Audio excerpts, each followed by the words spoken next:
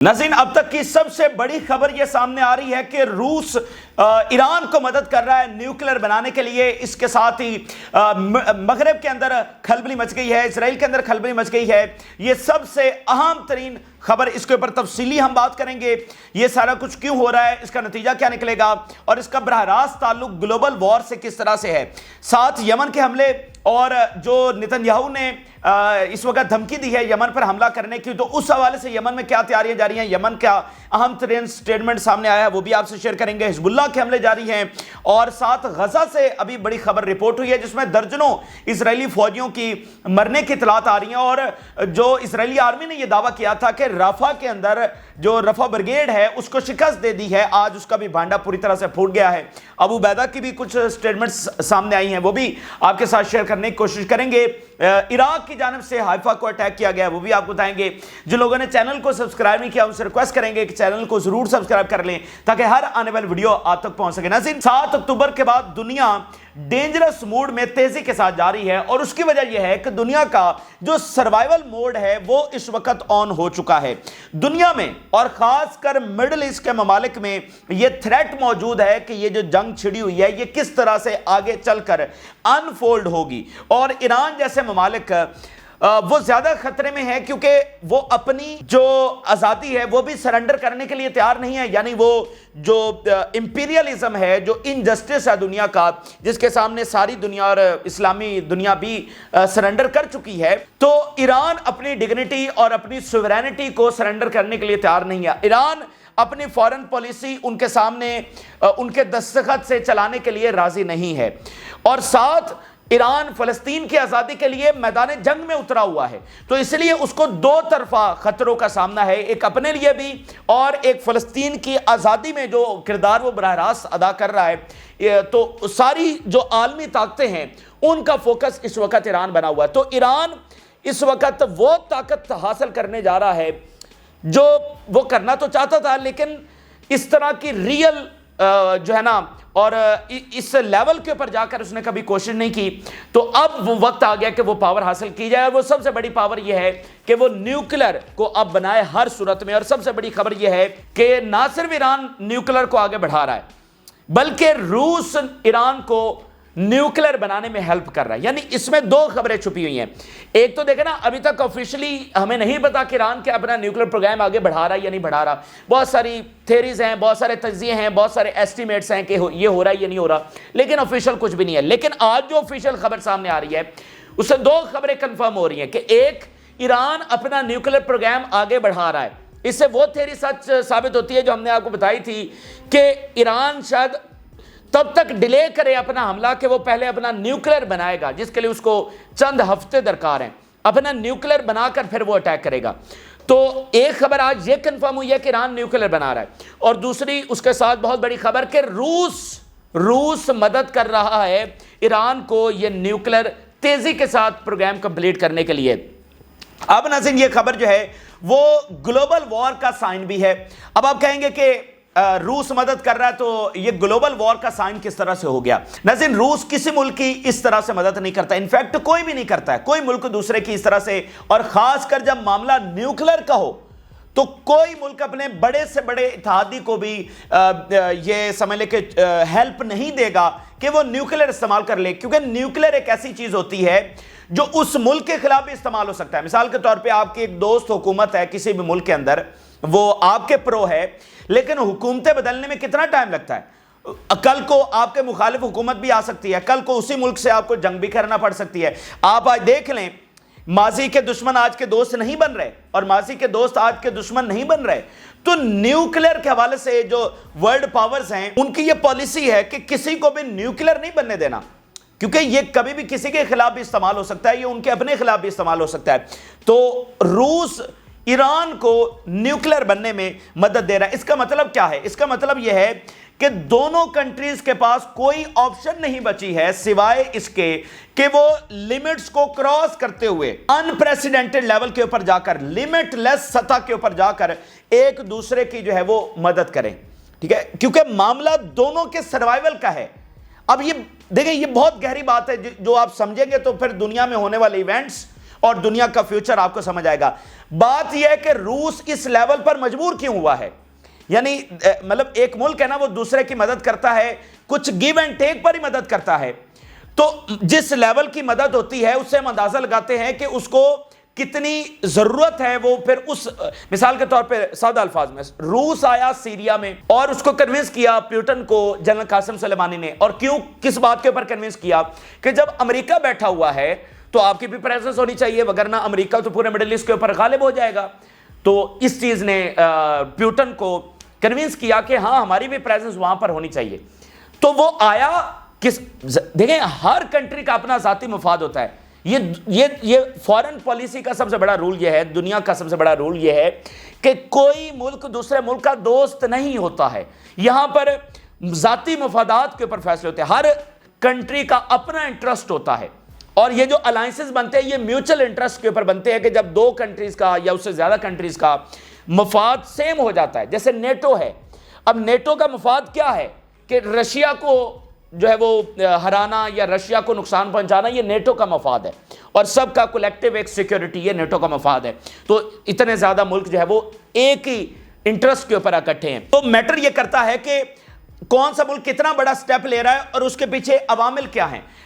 اب دیکھیے جو روس نیوکلیر بنانے میں مدد کر رہا ہے تو یہ کوئی وہ اپنی اکانومی کو سٹرونگ کرنے کے لیے کر رہا ہے، یعنی روس مجبور کیسے ہوا ہے، یہ اصل سوال ہے نا کہ روس اس لیول کے اوپر کس طرح پہنچ گیا ہے۔ وہ روس جو پچھلی 1.5 دہائی سے ایران کو فائٹر جیٹس نہیں دے رہا ہے، ایران 2007 سے کوشش کر رہا ہے رشیا سے فائٹر جیٹس لینے کی جو کہ اس کو نہیں مل رہے ہیں۔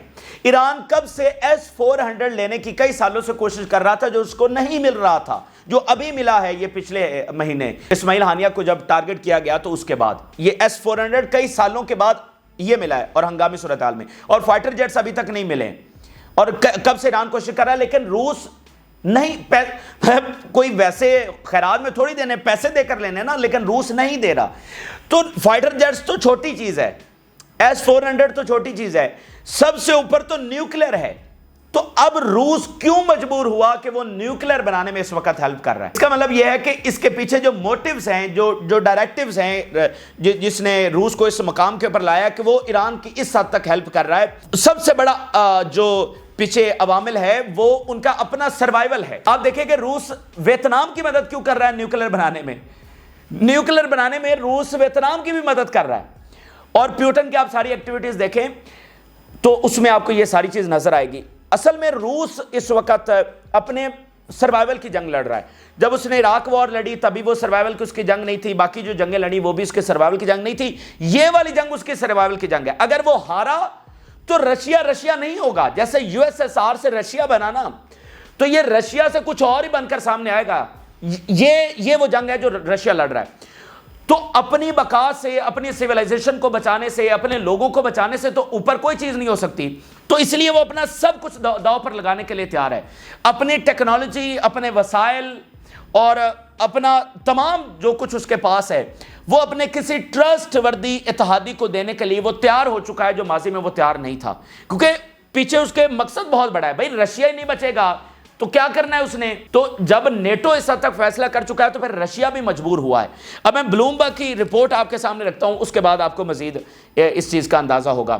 بلومبرگ نے یہ کنفرم کیا کہ یہ کچھ ہو رہا ہے، ویسٹ میں کھلبلی مچی ہوئی ہے۔ Russia has increased its cooperation with Iran in recent months regarding Tehran's ambitions to obtain nuclear weapons۔ Russia نے بہت بڑے لیول کے اوپر کوپریشن بڑھا دیا ہے، تہران جو چاہتا ہے اپنا نیوکلیر بنانا اس کے لیے۔ Washington and London are concerned that Moscow is sharing information with Tehran that could bring it closer to building nuclear weapon in exchange for Iranian ballistic missiles۔ ٹھیک ہے کہ جو انفارمیشن رشیا دے رہا ہے ایران کو یہ بہت ہیلپ فل ہوگی کہ بہت جلد ایران اپنا نیوکلیر پروگرام کمپلیٹ کر سکتا ہے۔ اچھا، اور یہ جو بائیڈن اور سٹرمر کی ملاقات ہوئی ہے اس میں بھی یہ بات ڈسکس ہوئی ہے۔ Biden and Starmer discuss Russian Iranian cooperation on nuclear weapons during their meeting at the White House. یہ مدعا وہاں پر انڈر ڈسکشن آیا ہے کہ یہ جو رشیا اور ایران کا کوآپریشن ہے اور وہ نیوکلیر حاصل کرنے جا رہے ہیں تو اس کے اوپر ہمیں کچھ اقدامات جو ہے وہ اٹھانے ہوں گے۔ اب ناظرین اگین یہ ورلڈ وار کا سائن کس طرح سے ہے؟ یہ گلوبل وار کا سائن اس طرح سے ہے کہ یو ایس، اسرائیل اور برطانیہ یہ کسی صورت ایران کو نیوکلیر ویپن حاصل نہیں کرنے دیں گے اور اس چیز کو کبھی بھی ایکسیپٹ نہیں کریں گے۔ اس کو روکنے کے لیے ایئرز اینڈ ایئرز میں بہت سارے معاملات ہوئے ہیں۔ ایرانی سائنٹسٹ کو اٹیک کیا گیا، ایران کے اوپر اتنی سینکشنز لگائی گئیں کہ وہ گننا بھی مشکل ہے۔ تو جب اپنے سارے ہتھیار اور سارے حربے استعمال کرنے کے باوجود وہ ایران کو نہیں روک پائے، ایران آگے بڑھ رہا ہے، ترقی بھی کر رہا ہے، اکانومی بھی گرو ہو رہی ہے، عسکری طور پر بھی طاقتور ہو رہا ہے اور اب وہ نیوکلیر بھی بنانے جا رہا ہے۔ دیکھیں جب آپ نیوکلیر اچیو کر لیتے ہیں نا تو بھائی سامنے آپ کے سپر پاور بھی ہو نا تو آپ اس کو شکست دے سکتے ہیں، کیونکہ نیوکلیر تو پھر نیوکلیر ہے، اس کا سامنا امریکہ بھی نہیں کر سکتا، کوئی بھی نہیں کر سکتا۔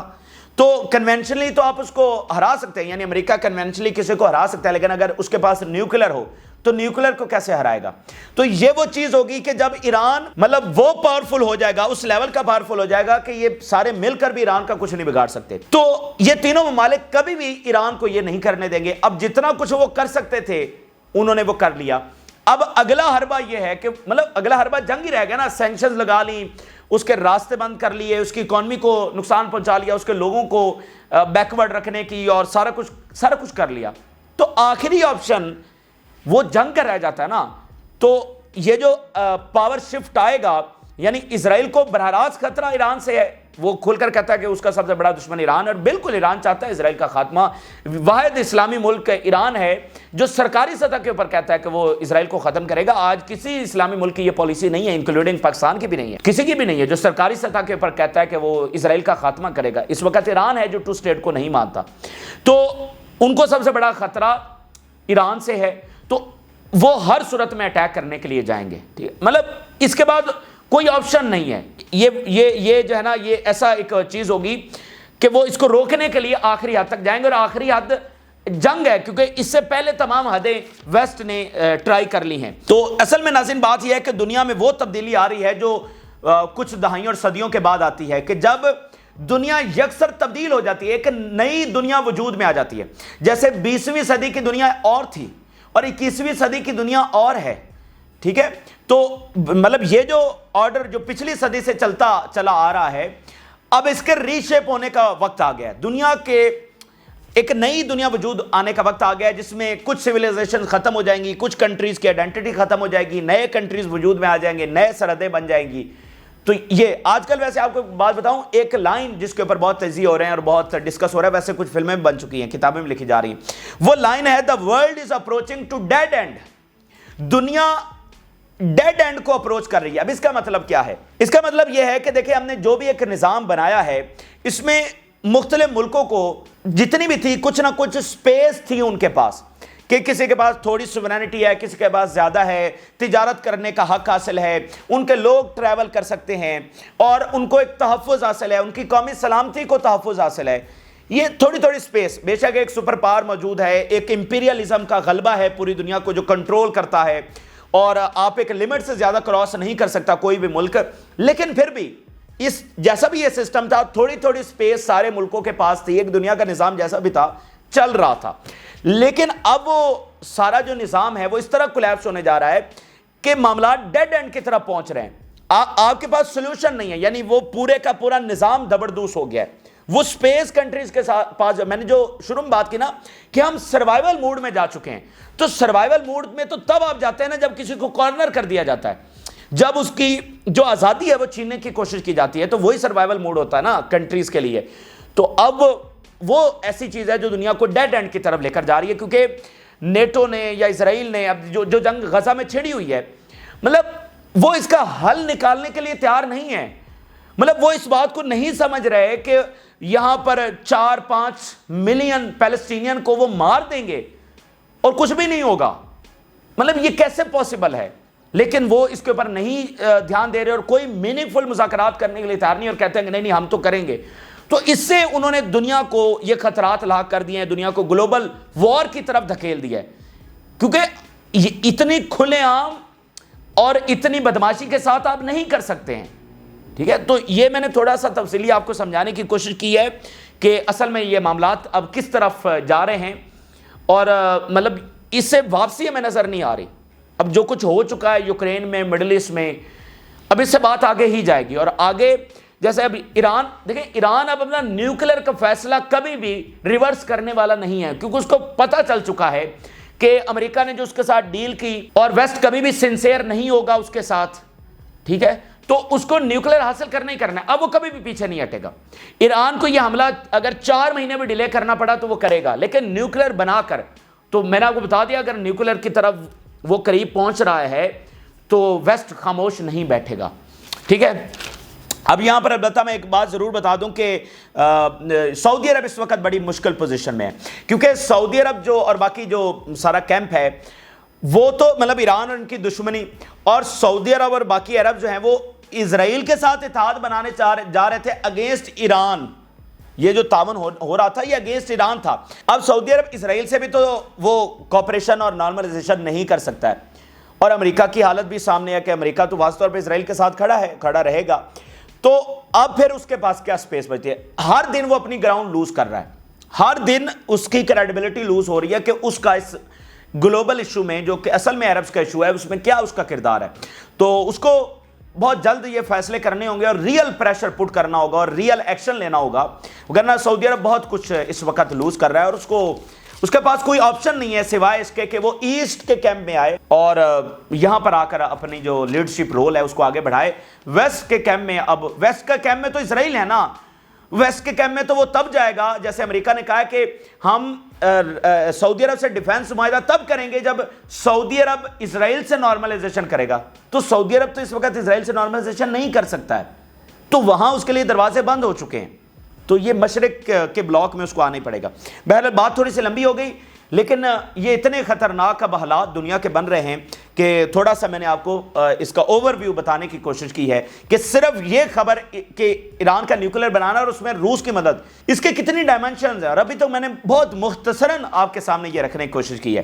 اب ناظرین، عراق کے حوالے سے یہ خبر سامنے آ رہی ہے کہ عراق نے حیفا کو اٹیک کیا ہے ڈرونز کے ساتھ، اور عراق سے یہ اناؤنسمنٹ ہوئی ہے کہ وہ اپنے حملے ایسکلیٹ کرنے جا رہے ہیں. یمن سے 4 ہیڈ لائنز میں آپ کے سامنے رکھنے جا رہا ہوں جو ادھر سے نتن یاہو نے اناؤنس کیا کہ وہ حملہ کرنے جا رہا ہے اور یمن کو ہیوی پرائز پے کرنا پڑے گی، یہ جو وہ دھمکیاں لگاتا رہتا ہے. تو یمن سے 4 statements: we are ready for any reaction and whoever attacks us will also pay the price. ہم کسی بھی ریئیکشن کے لیے تیار ہیں، کسی بھی پاسبلٹی کے لیے تیار ہیں، اور جو بھی ہم پر اٹیک کرے گا اس کو پرائز پے کرنا پڑے گی. There are other stages in our operations to support the Palestinian resistance. اور پھر انہوں نے کہا کہ بڑی امپورٹنٹ بات کہ ہم جو حملے کرتے ہیں وہ پیلسٹینین ریزسٹنس کے ساتھ کوپریشن اور کوارڈینیشن کے ساتھ کرتے ہیں. We continue to coordinate with the Palestinian resistance to make our operations effective. اب پیلسٹینین جو ریزسٹنس ہے وہ حزب اللہ نہیں ہے، حزب اللہ پیلسٹینین ریزسٹنس نہیں ہے. پیلسٹینین ریزسٹنس میں حماس آتی ہے اور اس میں اسلامک جہاد آتی ہے، یعنی جو فلسطینی تنظیم ہے. حزب اللہ تو فلسطینی تنظیم نہیں ہے. تو وہ کہہ رہے ہیں حماس کے ساتھ ہماری کوارڈینیشن ہے اپنے حملے کرنے کے لیے. The most prominent, the coming is greater, it is introduction to what is coming from the axis. یہ آج 4 ہیڈ لائنز ہیں، انہوں نے کہا ہے کہ جو آ رہا ہے دیٹ از گریٹر، اور اس کے لیے جو ہے انتظار کیا جائے، بہت پرومیننٹ ہوگا. فلسطینی تنظیموں نے اور باقی تنظیموں نے بہت اپریشیٹ کیا یمن کے اس حملے کو. پیلسٹینین فیکشنز ہیل یمنی میزائل اسٹرائک آن تل اویو. ابو عبیدہ کی اسٹیٹمنٹ سامنے آئی ہے، 2 اسٹیٹمنٹ میں آپ سے شیئر کرتا ہوں. This entity is too weak to expand the war to new fronts from which it will receive thousands of missiles and many surprises. کہ تھاؤزنڈز آف، ادھر یمن کہہ رہا ہے کہ ہم کوارڈینیشن کے ساتھ کرتے ہیں حماس سے، اور ابو عبیدہ کہہ رہا ہے کہ تھاؤزنڈز آف میزائل آنے والے ہیں اور مینی سرپرائزز جو ہیں وہ اسرائیل کے لیے آنے والے ہیں. thousands of missiles. The Zionist entity is still drowning in the Gaza quagmire, and today it and its allies are failing to thwart or intercept a single missile. ایک طرف اسرائیل غزہ کے دلدل میں ہم اس کو جو ہے وہ گاڑ رہے ہیں، اور دوسری طرف اسرائیل اور اس کے اتحادی ایک سنگل میزائل کو بھی روکنے میں ناکام ہو چکے ہیں۔ اس کے ساتھ ناظرین غزہ سے بڑی خبر یہ سامنے آ رہی ہے کہ غزہ میں لڑائی جاری ہے اور اسرائیلی فوجیوں کی بڑی تعداد میں ہلاکتوں کی خبریں آ رہی ہیں۔ اب یہ انٹرسٹنگ خبر اس لیے ہے، عام خبر اس لیے ہے کہ اسرائیل نے ابھی 3 دن پہلے یہ دعویٰ کیا ہے کہ اس نے رفح بریگیڈ کو ہرا دیا ہے، جس کے اوپر کسی نے یقین نہیں کیا۔ اب رفح سے خبریں آئی ہیں کہ رفح میں اسرائیلی فوجی بڑی تعداد میں مارے گئے۔ Al Qassam execute complex Rafah operation, Israeli occupied troops killed and wounded. The Palestinian resistance launches complex operations against Israeli occupation forces in Gaza and fires rockets towards Israeli settlement۔ نہ صرف وہ ادھر لڑ رہے ہیں رفح میں، بلکہ اسرائیلی سیٹلمنٹس کی طرف وہاں سے راکٹس بھی فائر کر رہے ہیں۔ Several Israeli soldiers were killed and wounded in a complex operation in Al-Janiya neighborhood east of Rafah in the southern Gaza۔ بہت سارے اسرائیلی فوجی مارے گئے ہیں اور زخمی ہوئے ہیں ایک کمپلیکس آپریشن میں جو کہ رفح میں سر انجام دیا گیا۔ رفح میں انہوں نے کلیم کیا کہ ہم نے ہرا دیا ہے، اور رفح میں آج اسرائیلی فوجیوں کی مرنے کی اور زخمی ہونے کی اطلاعات آ رہی ہیں، تو وہ بھانڈا بھی پوری طرح پھوٹ گیا ہے، اس کے اوپر کسی نے یقین بھی نہیں کیا تھا۔ اچھا اب ذرا آگے دیکھیے، Palestinian resistance continued to mount a strong defense against Israeli forces for the 345th consecutive day, executing high impact operations across the Gaza Strip and achieving confirmed hits۔ آج 345 دن مکمل ہو چکے ہیں اور آج بھی throughout the Gaza strip فلسطینیوں کے جو زبردست آپریشنز ہیں وہ اس وقت جاری ہیں۔ Palestinian resistance remains actively engaged in combat with Gaza and is capable of causing significant damages to Israeli soldiers۔ Throughout the Gaza پٹی حماس capable ہے کہ وہ اسرائیلی فوجیوں کو نقصان پہنچا سکے۔ The channel noted that the Israeli military is struggling to defeat Al-Qassam brigade in Rafah and might end the military operation without achieving its intended objectives۔ اب یہ چینل 12 کی رپورٹ ہے جو اسرائیل کا ہے کہ رفح میں، یہ ان کی رپورٹ بالکل جھوٹ ہے، اپنی آرمی کے حوالے سے بتا رہا ہے، اور وہ یہ بتا رہا ہے کہ قسام بریگیڈ کو ہماری آرمی ہرا نہیں پا رہی ہے، اور یہ پاسبل ہے کہ اسرائیلی آرمی کچھ بھی اچیو کیے وہاں سے اپنا آپریشن اختتام کرنے کا اعلان کرے۔ اور یہ جو انہوں نے کہا کہ ہم نے رفح بریگیڈ کو ہرا دیا، یہ اس کا ایک اشارہ بھی ہو سکتا ہے کہ وہ بیانیہ بنا رہے کہ ہم نے ہرا دیا ہے، ہم نے ہرا دیا ہے، تاکہ ہم جب وہاں سے نکلنا ہے تو اس کے لیے ایگزٹ اسٹریٹجی ہو کہ دیکھو ہم تو ہرا کے نکلے ہیں، ٹھیک ہے۔ تو یہ ان کا چینل 12 جو ہے وہ یہ رپورٹ پیش کر رہا ہے۔ تو یہ اس وقت کے اہم ترین اور تازہ ترین حقائق ہیں جو آپ کے ساتھ شیئر کیا۔ آپ نے رائے ضرور آگاہ کریں، جن لوگوں نے چینل کو سبسکرائب نہیں کیا ان سے ریکویسٹ کریں گے کہ چینل کو ضرور سبسکرائب کر لیں تاکہ ہر آنے والی ویڈیو آپ تک پہنچ سکے۔ اجازت دیجیے، اللہ حافظ۔